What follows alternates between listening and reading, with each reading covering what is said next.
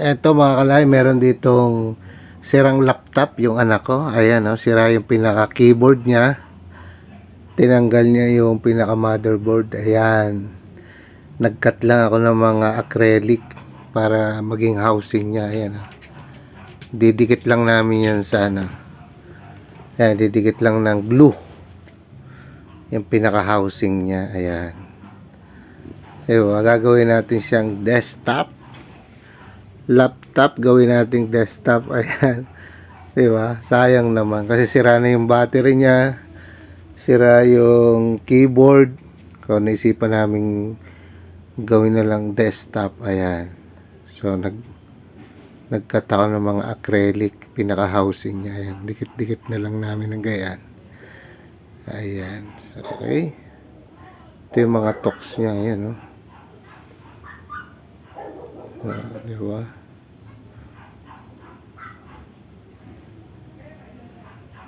Sana umubra.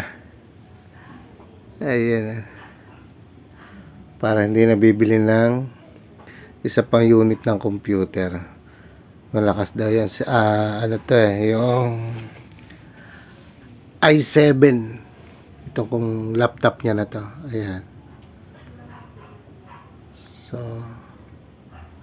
malaking tipid na yan. Diba? So, bibili na lang ako ng monitor. Kasi yung monitor dito ginagamit na doon sa aming desktop eh. So bibili kami ng isang monitor pa para dyan. Ayan, ipisain mo kaya. Sige. Sige, pisahin ko. Para Tapos din naman eh. Para hindi siya kumakalaw. Pwede pala yan. Yung laptop, kung meron kayong laptop na sira, huwag niyong itapon kung okay pa yung motherboard niya. Ayan, kung sira lang naman eh. Kunyari, kung pinaka-screen niya o di kaya yung keyboard, pwede nyo ipa-convert sa desktop. Ayan, maliit lang din naman yung ano, Wala na. pinaka-housing niya. Kaya Diba? Ayan. Ganda, tingnan. Oh. Pag mga pang layout lang eh. Okay na, Photoshop. Ayan. Pwede na gamitin yan. Mga pang-design. Dahil nagpiprint kami ng t-shirt, kailangan namin talaga ng computer para sa pagde-design. So, naisipan namin itong laptop na sira na to. Bagay, sira lang naman nga dyan. Yung battery at saka yung keyboard. Ayan, kaya naisipan namin gawin na lang desktop. Ayan, yung switch niya dyan. Oh, ganda, di ba? Nipis lang din. Oh. Ayos.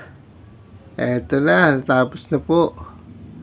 Testing na natin kung gagana talaga. Ayan. I-connect na dito sa monitor. Oh, di ba? Pwede mo pa siyang ipatong dyan. Space saver din. Di ba? Oh. Ang liit na lang ating CPU. Ganda. Ay. Yes, meron na naman tayong isang computer.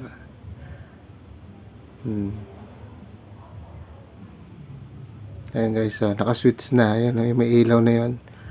Yung nagbi-blink-blink na yun. Ayan na. Okay, sabi ko doon sa anak ko, tanggalin na niya yung kanyang password yan. Kasi ako na ang gagamit. Kasi meron siyang bagong laptop eh. Ayan. Tanggalin na yung kanyang dyan, pinaka-password niya. Loading. Yun.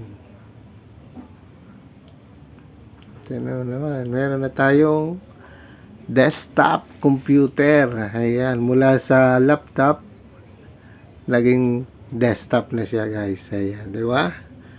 Ayos. Meron na tayong isang unit na naman na computer. Ganda. Ang liit pa. Ayan. Diba? Nakakatuwa naman. Pwede pala yung ganun. So, yun lang guys. Sana nagustuhan nyo yan. No? Baka meron kayong mga sirang laptop dyan na Okay pa. Pwede i-convert natin sa desktop. Ayan. O, ito nyo naman, gumagana. Oo. Acrylic lang yung housing niya. Yun lang.